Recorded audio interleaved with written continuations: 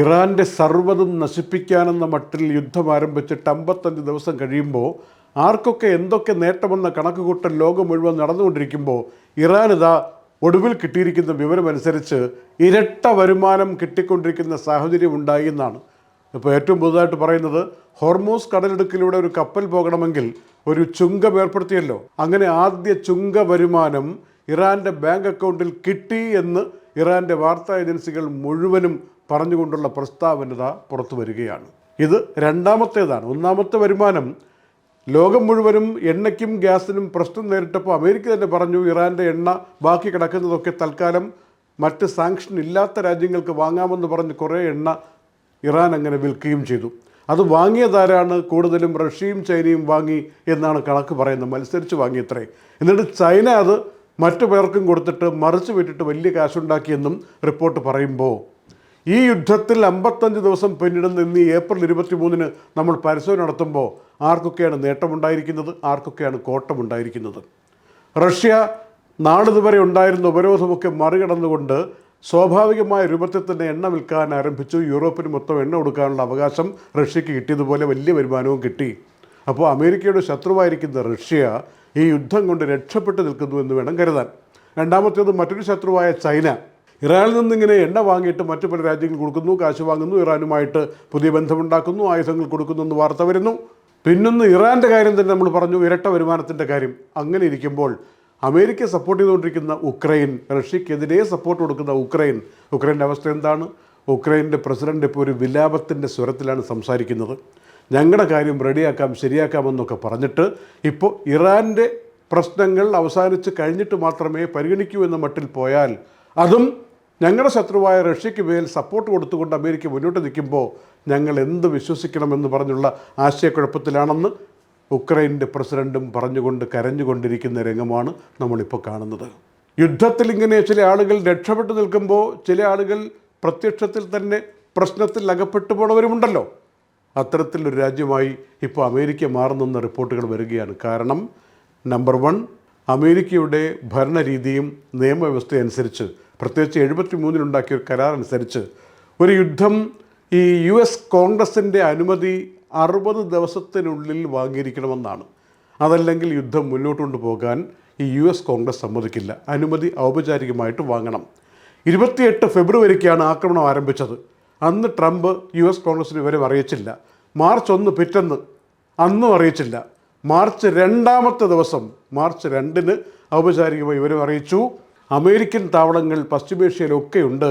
അതൊക്കെ സംരക്ഷിക്കാൻ വേണ്ടി ഇറാൻ ഒരുപക്ഷെ നടത്താനിരിക്കുന്ന ആക്രമണത്തെ തടയാൻ വേണ്ടി നമ്മുടെ താവളങ്ങളെയും സൈനികരെയും സംരക്ഷിക്കാൻ വേണ്ടി ആക്രമണം നടത്തി ഇറാനെ നശിപ്പിച്ചേ പറ്റൂ എന്ന കാര്യം മാർച്ച് 2 ട്രംപ് അവതരിപ്പിക്കുന്നത്.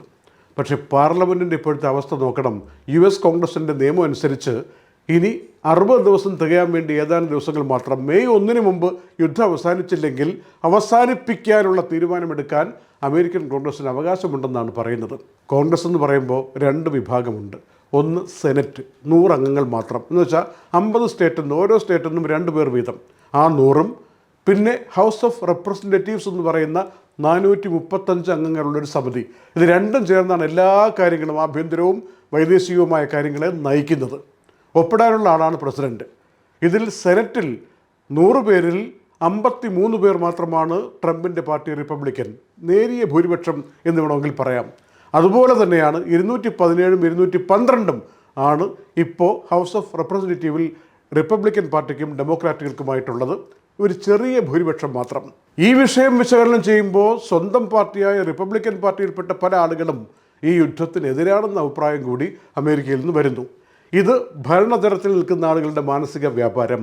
എന്നാൽ സാധാരണക്കാർ ഇന്ന് ഏപ്രിൽ 23 വന്നിരിക്കുന്ന റിപ്പോർട്ടിലും ഒന്ന് കുറയുമെന്ന് കരുതി അല്പം കുറഞ്ഞ അമേരിക്കയുടെ ഗ്യാസ് വില ഇന്ന് വീണ്ടും ഒരു ഗ്യാലന് $4 കഴിഞ്ഞ് മുന്നോട്ട് പോകുന്ന ഭീതിജനകമായ അവസ്ഥയിൽ എത്തി നിൽക്കുന്നു എന്നുള്ളതാണ്.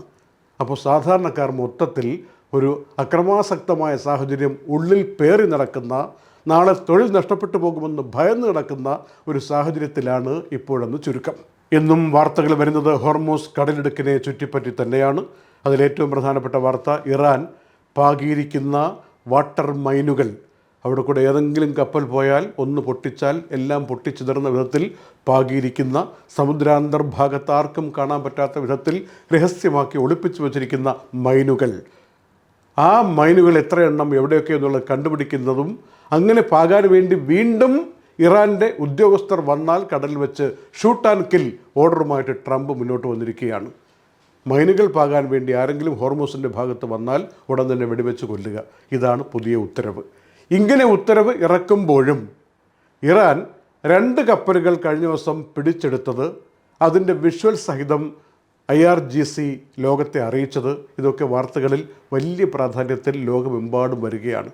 മുഖം മൂടി ധരിച്ചിട്ടുള്ള സൈനികർ സ്പീഡ് ബോട്ടുകളിൽ വന്ന് കപ്പലുകൾ തടഞ്ഞു നിർത്തിയിട്ട് ആ കണ്ടെയ്നർ ഷിപ്പിലേക്ക് പ്രവേശിച്ച് അകത്തുകൂടി കടന്നുപോയി നേരെ അതിൻ്റെ ക്യാപ്റ്റൻ്റെ റൂമിലേക്ക് ചെന്ന് കയറി തങ്ങൾ പറയുന്ന സ്ഥലത്തേക്ക് തിരിച്ചുവിടാൻ ആജ്ഞാപിച്ച് കൊണ്ടുപോകുന്നതിൻ്റെ ദൃശ്യങ്ങളാണ് ഇറാൻ സേന പുറത്തുവിട്ടിരിക്കുന്നത്. അത് വന്ന ഉടനെ തന്നെ അതിന് ബദലായി അമേരിക്കയുടെ ഭാഗത്തുനിന്നും മറ്റൊരു വീഡിയോയും പുറത്തു വന്നിരിക്കുന്നു. ഇന്ത്യൻ മഹാസമുദ്രത്തിൽ വെച്ച് മജസ്റ്റിക് എക്സ് എന്ന ഇറാൻ്റെ ഒരു ചരക്ക് കപ്പൽ എണ്ണയുമായിട്ട് പോവുകയായിരുന്നത്, അതിനെ പിടിച്ചു, അതിൽ ബോർഡ് ചെയ്തു അമേരിക്കൻ സൈനികർ, അതിനെ വേറെ വഴിക്ക് തിരിച്ചുവിട്ടു എന്ന റിപ്പോർട്ടും വരികയാണ്. അതിൻ്റെ ദൃശ്യങ്ങളും പ്രചരിക്കുകയാണ്. ഇങ്ങനെയൊക്കെ പരസ്പരം ബദ്ധശത്രുക്കളായി നിന്നുകൊണ്ടുള്ള രാജ്യങ്ങൾ യുദ്ധത്തിൻ്റെ നെറുകയിലൂടെ കടലിലൂടെ മുന്നോട്ട് നീങ്ങവേ ട്രംപ് എന്ന് പറഞ്ഞിരിക്കുന്നത് ഏതായാലും 2-3 ദിവസം കൊണ്ട് ഒരു സമാധാന കരാറിലെത്താനുള്ള ചർച്ചകൾക്ക് തുടക്കം കുറിക്കും എന്നാണ് അതിൻ്റെ പ്രതീക്ഷ. പക്ഷേ ആര് സൈൻ ചെയ്യും ഇറാന് വേണ്ടി എന്ന വ്യാകുലത, നിരാശ തനിക്കുണ്ട്. അവിടെ നേതൃത്വമില്ല എന്ന പരിഹാസം ട്രംപ് നിരത്തുകയും ചെയ്തിട്ടുണ്ട്. കൂട്ടത്തിൽ വന്നിരിക്കുന്ന നമ്മളെല്ലാവരും മനസ്സിലാക്കേണ്ട ഒരല്പം പേടിപ്പിക്കുന്ന ഒരു കാര്യം, UN ഡെവലപ്മെൻറ്റ് കൗൺസിലിൻ്റെ ഹെഡായിരിക്കുന്ന പഴയ ബെൽജിയം പ്രധാനമന്ത്രി പറഞ്ഞിരിക്കുന്നത് നമ്മളൊന്ന് മനസ്സിരുത്തി മനസ്സിലാക്കണം. നാളെ യുദ്ധം കഴിഞ്ഞാൽ തന്നെ, അതായത് 24 ഏപ്രിൽ യുദ്ധം കഴിയുന്നു എന്ന് സങ്കല്പിക്കുക. എന്നാൽ തന്നെ അടുത്ത 6 മാസത്തിനിടയിൽ 30 മില്യൺ ആളുകൾ പട്ടിണിയിൽ നിന്ന് വലിയ പട്ടിണിയിലേക്ക് പോകുന്നൊരു സാഹചര്യം ഈ ലോകത്തുണ്ട് എന്നാണ്. അതിൻ്റെ കാരണം പറയുന്നത് കർഷകർക്ക് വളം കിട്ടാത്ത സാഹചര്യത്തിലേക്ക് നീങ്ങിക്കഴിഞ്ഞു. അതുകൊണ്ട് തന്നെ അടുത്ത വിളവെടുപ്പ് ഒരിക്കലും നടക്കില്ല. അതിൻ്റെ നഷ്ടം ലോകം മുഴുവൻ ഉണ്ടാവും. നഷ്ടം മാത്രമല്ല, വില കയറ്റിപ്പോലും ആളുകൾക്ക് സാധനം വയ്ക്കാൻ പറ്റാത്ത വിധത്തിൽ സാധനങ്ങളുടെ ദൗർലഭ്യം, കാർഷിക വസ്തുക്കൾ കിട്ടാനില്ലാത്ത അവസ്ഥ ഉണ്ടായിരിക്കും. കരിഞ്ചന്ത ഉണ്ടാവും.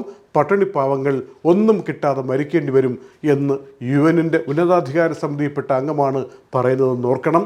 ഈ ഗൾഫ് മേഖലയിൽ നിന്ന് പേർഷ്യൻ ഗൾഫിലൂടെ, ഒമാൻ ഗൾഫിലൂടെ അറബിക്കടലിലേക്ക് കടന്ന് ഇന്ത്യൻ മഹാസമുദ്രത്തിലൂടെ പല ഭാഗത്തും കൊണ്ടുപോയിട്ട് ഈ വളം, രാസവളങ്ങൾ വിറ്റില്ലെങ്കിൽ അവിടങ്ങളിൽ കർഷകർക്ക് കഴിയാൻ പറ്റില്ല എന്ന സാഹചര്യമുണ്ട്. അതാണിപ്പോൾ ഹോർമൂസ് കടലിടുക്കിൻ്റെ സ്തംഭനാവസ്ഥയിലൂടെ മുടങ്ങിയിരിക്കുന്നതെന്ന് മനസ്സിലാക്കണമെന്നും പഴയ ബെൽജിയം പ്രധാനമന്ത്രി അലക്സാണ്ടർ ഡി ക്രൂ UN വേണ്ടി പറയുകയാണ്.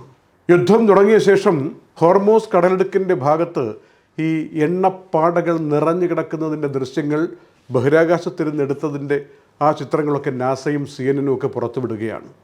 അത്രയ്ക്ക് വലിയ എണ്ണപ്പാടകൾ തളം കെട്ടി നിൽക്കുന്നു.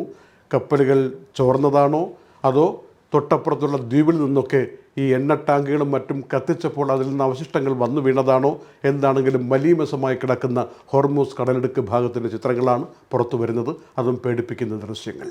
ഹോർമൂസ് തുറന്നേ പറ്റൂ എന്ന് പറഞ്ഞുകൊണ്ട് UK-യും ഫ്രാൻസും എന്നും രംഗത്ത് വന്നിട്ടുണ്ട്. പക്ഷേ അമേരിക്ക പറയുന്നത് പോലെയല്ല, പ്രായോഗികമായിട്ടുള്ള സൈനിക നടപടികളാണ് ഉണ്ടാവേണ്ടത്. അല്ലാതെ നേരത്തെ വിചാരിച്ചതുപോലെ പ്ലാൻ ചെയ്ത പോലുള്ള അതിശക്തമായ ഒരു ആക്രമണത്തിലൂടെ എല്ലാം വശീകരിക്കാൻ പറ്റുന്ന രീതിയല്ല വേണ്ടത് എന്നതും അവർ തുറന്നു പറഞ്ഞിരിക്കുകയാണ്. നമ്മൾ ഈ പ്രവാസ ലോകത്ത് ജോലി ചെയ്യുന്ന ആളുകൾ ഇപ്പോഴീ യുദ്ധം കാരണം ഉണ്ടായിരിക്കുന്നൊരു മാനസികാവസ്ഥയെക്കുറിച്ച് ലോകമെങ്ങും ചർച്ച ചെയ്യുകയാണ്. ഒന്ന്, ഏഷ്യ പസഫിക് മേഖലയിലേക്ക് $100 ബില്യൺ എന്ന് വെച്ചാൽ 10,000 കോടി ഡോളറിൻ്റെ ഒരു വാർഷിക റെമിറ്റൻസ് നടക്കുന്നതാണ്. ആളുകൾ കാശ് അധ്വാനിച്ചിട്ട് അവരവരുടെ നാടുകളിലേക്ക് അയക്കുന്നതിൻ്റെ കണക്കാണ് ഈ പറയുന്ന റെമിറ്റൻസ്. 10,000 കോടി ഒരു വർഷം ഡോളറാണ്. അത് കഴിഞ്ഞ 55 ദിവസമായി സ്തംഭനാവസ്ഥ എന്ന് പറയുന്ന വിധത്തിലാണ്. ഒന്ന്, പ്രവാസികളുടെ കാശില്ല. 2, ഉള്ള കാശ് എങ്ങനെയെങ്കിലും മിച്ചം വെച്ചിട്ട് ഇപ്പോൾ തുടരുന്ന സ്ഥലത്ത് എങ്ങനെയെങ്കിലും പിടിച്ചു വയ്ക്കാൻ പറ്റുമോ എന്നാലോചിക്കുന്നവർ. അപ്പോൾ പിന്നെ ബന്ധുമിത്രാദികൾ, നാട്ടിലുള്ളവർ അവരുടെ കാര്യമൊന്നും ആലോചിക്കാൻ പോലും പറ്റാത്ത വിധത്തിൽ റെമിറ്റൻസ് ബ്ലോക്കായി കിടക്കുന്ന സാഹചര്യമുണ്ടെന്ന് അന്താരാഷ്ട്ര നിരീക്ഷകർ തന്നെ പറയുന്നു, കണക്കുകൾ നിരത്തുന്നു. അതൊന്ന്. ഇനി ജോലി നഷ്ടമുണ്ടാകുമോ? പലർക്കും പലയിടങ്ങളിലും ശമ്പളക്കുറവും ജോലി നഷ്ടവും അങ്ങനെയുള്ള വാർത്തകൾ കേൾക്കുന്നു. വിട്ടുപോകേണ്ടി വരുമോ? പോയിട്ട് എന്ത് ചെയ്യാൻ? അതേസമയം നാടുകളിൽ അകപ്പെട്ടു പോയ ആളുകൾ പലരും തിരിച്ചു വരാൻ പറ്റാതെ സ്വന്തം നാട്ടിൽ നിന്ന് വിഷമിക്കുന്ന അവസ്ഥയും നമ്മൾ കാണുകയാണ്. ഷെഡ്യൂൾഡ് ഫ്ലൈറ്റുകൾ ഇതുവരെ പുനരാരംഭിച്ചിട്ടില്ല. എപ്പോൾ ആരംഭിക്കുമെന്നുള്ള ചർച്ച പോലും ഇപ്പോഴില്ല എന്നാണ് അറിയുന്നത്. അപ്പോൾ പുറത്ത് കിടക്കുന്ന ആളുകൾ അവിടെ കുരുങ്ങിക്കിടക്കുകയും ഗൾഫ് മേഖലയിലും അമേരിക്കയിലും യൂറോപ്പിലും കഴിയുന്ന പ്രവാസികൾ ജോലി സ്ഥിരപ്പെട്ടുകൊണ്ട് സ്ഥിരമായി ഇവിടെ നിൽക്കാൻ വേണ്ടി എന്ത് ചെയ്യണം എന്നതിനെക്കുറിച്ച് ആലോചിക്കുകയും ചെയ്ത സമയത്ത് അമേരിക്കയിൽ നിന്ന് പ്രവാസികൾ കൂട്ടമായിട്ട് വിട്ടുപോകുന്ന കാര്യം ആലോചിക്കുന്നതായും ചില സർവേ റിപ്പോർട്ടുകൾ പറയുകയാണ്. പ്രത്യേകിച്ച് ഇന്ത്യക്കാരുടെ കാര്യമാണെങ്കിൽ ഒരു സർവേ ഫലം പറയുന്നത് ഏതാണ്ട് 40% ഇന്ത്യക്കാരും അമേരിക്കയിൽ നിന്ന് ഇവിടെ സുരക്ഷിതമല്ല ജോലി ചെയ്യാൻ, ഇനി വേണ്ട വിധത്തിൽ ശമ്പളം കിട്ടണമെന്നില്ല, ജീവിത ചെലവ് കൂടുകയാണ്, അതുകൊണ്ട് മറ്റെവിടേക്കെങ്കിലും പോകാമെന്ന് കരുതിയിട്ട് മാറിപ്പോകാൻ ആഗ്രഹിക്കുന്നു എന്ന വിധത്തിൽ റിപ്പോർട്ട് വരികയാണ്. അതേസമയം ഗൾഫ് മേഖലയിലാണെങ്കിൽ പല രാജ്യങ്ങളും, പ്രത്യേകിച്ച് ഉദാഹരണമായി എടുത്തു പറയേണ്ടത് UAE. ഇപ്പോൾ ദുബായിൽ തന്നെ ഗവൺമെൻറ് കൊടുത്തിരിക്കുന്ന വലിയ ഇൻസെൻറ്റീവുകളുണ്ട്. ആളുകൾക്ക് ലൈസൻസ് പുതുക്കാനൊക്കെ പോകുമ്പോൾ 20,000 30,000 ആവുന്നൊക്കെ 10,000 12,000 കുറഞ്ഞു കിട്ടുന്ന സാഹചര്യം ഇതിനകം തന്നെ പ്രാബല്യത്തിൽ വന്നു കഴിഞ്ഞു. പല ലോണുകളും മാറ്റിവെക്കാൻ അവസരം കൊടുത്തുകൊണ്ട് പ്രമുഖ ബാങ്കുകൾ രംഗത്ത് വന്നിരിക്കുന്നു. റിയൽ എസ്റ്റേറ്റ് പ്രോപ്പർട്ടി വാങ്ങുന്നവർക്ക് തുടക്കത്തിൽ തന്നെ ചില ബാങ്കുകൾ അതിൻ്റെ EMI അടയ്ക്കാനുള്ള സംവിധാനവും ലോൺ അനുവദിച്ചു കൊടുത്തുകൊണ്ട് ആദ്യമേ തന്നെ ഇടപെടുന്നതുമായ സാഹചര്യം വന്നിരിക്കുന്നു. അങ്ങനെ ഒരു കോൺഫിഡൻസ് ബിൽഡിംഗ് മെഷേഴ്സ് എന്ന് പറയാവുന്ന കാറ്റഗറിയിൽ വരുന്ന ഒരുപാട് കാര്യങ്ങൾ ചെയ്തുകൊണ്ട് ആളുകളെ ഇവിടെ പിടിച്ചു നിർത്താനും കഠിനമായി അധ്വാനിച്ചുകൊണ്ട് എങ്ങനെയാണോ ഇവിടെ ജീവിച്ചത് അതുപോലെ തുടരാനുള്ള സാഹചര്യം കൊടുക്കാനുമായിട്ട് ഗവൺമെൻറ്റുകൾ മുന്നോട്ട് വരുന്ന കാലാവസ്ഥയാണ് ഗൾഫിൽ പ്രകടമാവുന്നത്. ഇതൊക്കെ ഞങ്ങൾ ഇത്രയും പ്രാധാന്യത്തിൽ പറയുന്നത് എന്താണെന്ന് വെച്ചാൽ 10, 50, 60 വർഷമായിട്ട് ഒരുപാട് പ്രതിസന്ധികൾ, പ്രതിബന്ധങ്ങൾ ഒക്കെ കണ്ടും കേട്ടും ഈ മേഖലയിൽ നമ്മൾ നിൽക്കുന്നതാണ്. ഒരുപാട് ജിയോ പൊളിറ്റിക്കൽ ഇഷ്യൂസ് എന്താണെന്ന് നേരിട്ട് മനസ്സിലാക്കിയ ആളുകളാണ് ഗൾഫിൽ കഴിയുന്ന പ്രവാസികൾ. അത് ഇറാൻ ഇറാഖ് യുദ്ധത്തിൻ്റെ കാലത്തും കുവൈറ്റ് യുദ്ധത്തിൻ്റെ കാലത്തും പിന്നെ ഇറാഖിലേക്കുള്ള ആക്രമണത്തിൻ്റെ സമയത്തും ഒക്കെ സംഭവിച്ച കാര്യങ്ങൾ നന്നായിട്ടൊന്ന് വിശകലനം ചെയ്തിട്ട് കഴിഞ്ഞ പ്രാവശ്യം വന്ന മാന്യത്തിൻ്റെ അവസ്ഥയിൽ നമ്മളെല്ലാവരും എല്ലാം ഇട്ടെറിഞ്ഞു ടിക്കറ്റ് കിട്ടിയാൽ മതി എന്ന് പറഞ്ഞ് പോകാൻ ആഗ്രഹിച്ച ആളുകൾ എത്ര പേരുണ്ട്? അതുപോലെ മഹാമാരി വന്നപ്പോൾ എങ്ങനെയെങ്കിലും ഒരു ടിക്കറ്റ് കിട്ടി പോകണേ എന്ന് എത്ര അഭ്യർത്ഥനകൾ, അപേക്ഷകൾ നമ്മൾ നടത്തിയിട്ടുണ്ട്. എന്നിട്ട് ആ പോയവരൊക്കെ അല്ലെങ്കിൽ പോകാൻ ആഗ്രഹിച്ചവരൊക്കെ ഇപ്പോഴും എത്രയോ ആളുകൾ സുസ്ഥിരമായി ഇവിടെയൊക്കെ ജോലി ചെയ്യുകയും സമ്പാദ്യങ്ങളിലൂടെ സമാധാനത്തോടു കൂടി മുന്നോട്ട് പോവുകയും ചെയ്യുന്നു. അതുകൊണ്ട് തന്നെ ഈ കാലവും പ്രതിസന്ധിയും കടന്നു പോകുമെന്ന് ഉറച്ചു വിശ്വസിച്ചുകൊണ്ട് എവിടെയാണോ നിൽക്കുന്നത് അവിടെ ശക്തമായി തുടരാനുള്ള തീരുമാനമെടുത്ത് മുന്നോട്ട് പോകണം എന്ന കാര്യം പറയാൻ വേണ്ടിയാണ് ഞങ്ങൾ ഈ പ്രാധാന്യത്തിൽ ഇക്കാര്യം സൂചിപ്പിക്കുന്നത്. അല്ലാതെ ഒന്നും നഷ്ടമാവുകയില്ല. ഇതൊക്കെ താൽക്കാലികമായ വിഷയങ്ങൾ മാത്രമാണ്. ആ പ്രതിസന്ധികൾ നമ്മൾ മറികടക്കുമെന്ന് ഉറച്ച് വിശ്വസിക്കുക. അതുപോലെ ദേശീയ സുരക്ഷയെ പ്രതികൂലമായി ബാധിക്കുന്ന എന്തെങ്കിലും കാര്യങ്ങൾ ആരെങ്കിലും കണ്ടാൽ കേട്ടാൽ അത് അതാത് ഡിപ്പാർട്ട്മെൻറ്റുകളെ അറിയിക്കാനുള്ള ഉത്തരവാദിത്വം UAEയിൽ കഴിയുന്ന ആളുകളെന്ന രൂപത്തിൽ നമ്മൾ കൈക്കൊള്ളണം എന്ന സന്ദേശമാണ് നാളെ ഏപ്രിൽ 24 വെള്ളിയാഴ്ച ജുമാ ഖുത്ബയിൽ എല്ലാ പള്ളികളിലും UAEയിൽ അവതരിപ്പിക്കുക എന്ന സന്ദേശം വന്നിട്ടുണ്ട്. രാജ്യസ്നേഹം ഇല്ലാത്തവർ നമ്മളിൽപ്പെട്ടവരല്ല എന്ന സന്ദേശം ഉയർത്തിക്കാട്ടിയാണ് ഈ രാജ്യത്തോടുള്ള കൂറ് പ്രഖ്യാപിച്ചുകൊണ്ട് നമ്മൾ ഓരോരുത്തരും മുന്നോട്ട് നീങ്ങേണ്ടതെന്നും ഈ സന്ദേശം ഓർമ്മിപ്പിക്കുന്നതായി റിപ്പോർട്ടുകൾ പറയുന്നു. Night updates supported by Hashim Hypermarket, Kalyan Jewellers, Lulu, Arin Bakers, eLessons.net, Fira Foods, Dhanvantari Ayurveda, Al-Suud Cargo, Gold Star Rent-A-Car, Dr. Rasina's Ayurvedic Clinic, Ain Golden Diamonds, Choco World, Vintage Lux Real Estate, Partha Signature Abu Shagara Sharjah.